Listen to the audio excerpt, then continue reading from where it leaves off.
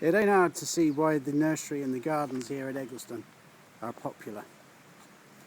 For years now we've been plying our trade as nurserymen and growers, and we open the gardens to the public 7 days a week. It's the bread and butter of our businesses. When you come to Eggleston, you'll be greeted by an array of plants. Beautiful plants, grown hardy, grown strong. The nursery itself is surrounded by gardens through which is twisted a stream. It's a moorland stream that comes down from over 1,200 feet above sea level, travels under the gardens.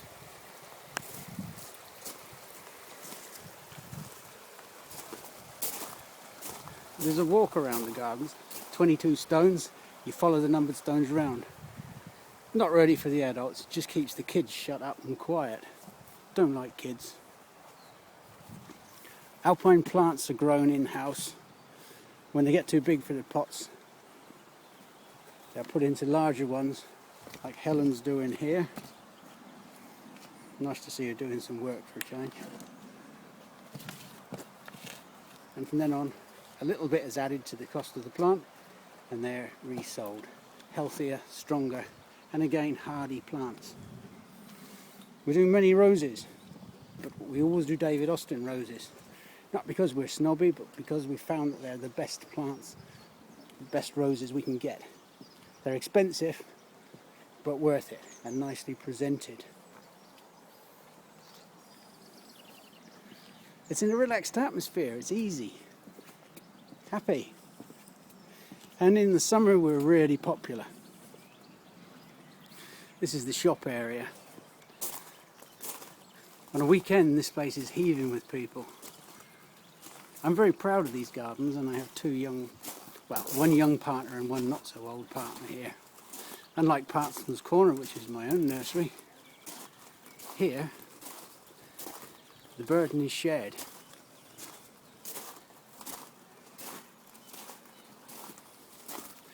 I suppose, like all nurseries, the heart is always going to be the potting shed. I'll take you there in a minute. Like I've spoke to you before at Plantsman's Corner, potting sheds are important. They're where the work is carried on. Every plant here passes through the potting shed and through the hands of either myself or one of the staff. This is a shade house that we have.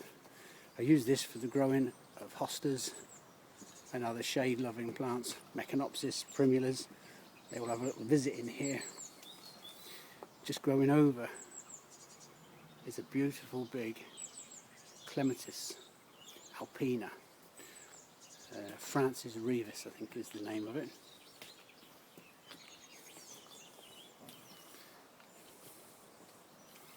It's a constant evolution. We're always expanding, trying new things. This is one of our glass houses. We have 2 Victorian glass houses. My young partner Robert and Brian, guy who's worked for us, a bit of a tit, but almost indispensable. They've redone these glass houses, there's 2 of them.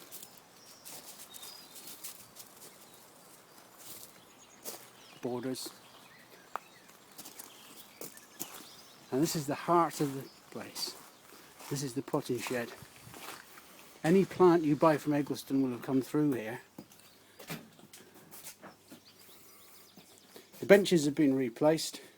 They were wooden, but we found that the wood rotted too quickly with the endless use. So what are these called? This plastic stuff, Robert? Stockboard. Stockboard. Right. So there you are.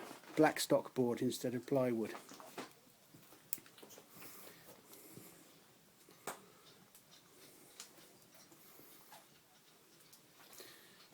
As I said, the heart of any nursery, the heart of any garden is the potting shed.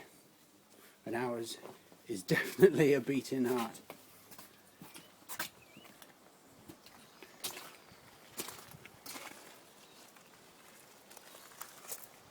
They don't know how to see why I enjoy coming here.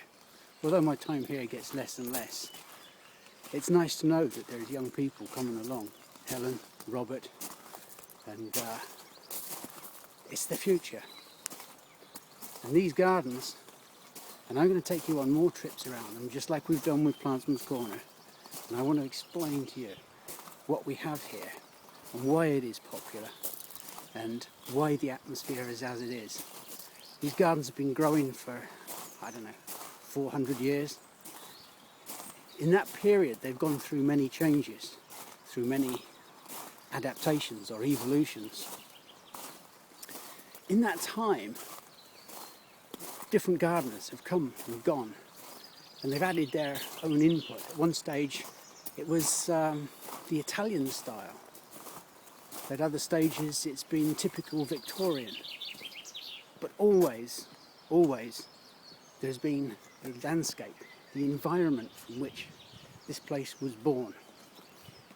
And all around here in Teesdale and Upper Teesdale are hills.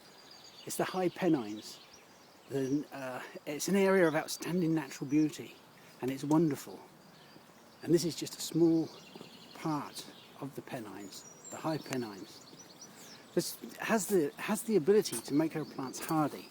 It has the ability to make them strong and healthy, because if they stand here, they'll stand in almost any garden in the country.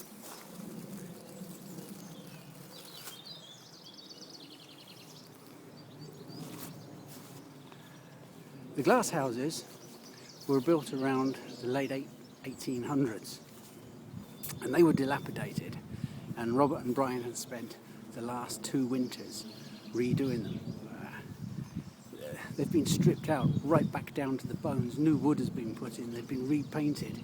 It's been expensive, but it's been worthwhile because, again, like the potting shed, they add to the garden. Eggleston will go on for a long time. When I retire back to my own nursery, it is just really good to know that these gardens will go to the next generation.